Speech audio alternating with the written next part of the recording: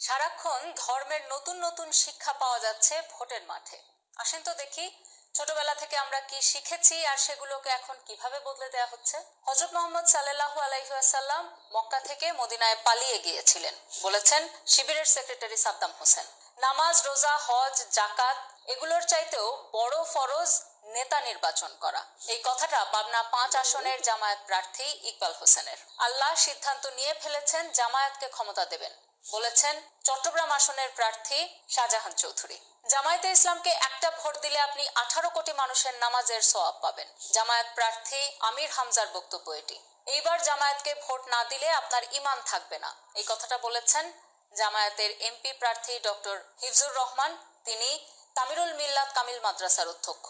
গত 10ই নভেম্বর 9 দিগন্ত পত্রিকায় একটা প্রতিবেদন ছাপা হয়েছে। সেখানে বলা হয়েছে, গ্রামে নারীদেরকে নিয়ে যে তালিম অনুষ্ঠান জামায়াত করছে, সেখানে বলা হচ্ছে মৃত্যুর পর নাকি প্রথম প্রশ্ন করা হবে আপনি কোন মার্কায় ভোট দিয়েছেন। বুঝুন অবস্থা। সারা জীবন আমাদের যা যা ধর্ম শিক্ষা তার সবই কি মিথ্যা হয়ে গেল? দেখা যাচ্ছে ইসলামের বেসিক যে শিক্ষাগুলো সেগুলোকেও জামায়াত নেতারা বদলে দিচ্ছেন। ক্ষমতার লোভে আল্লাহ রসুলকেও যেখানে আপনারা ছাড়ছেন না, সেখানে এই নগণ্য মানুষের জন্য কি করবেন আপনারা?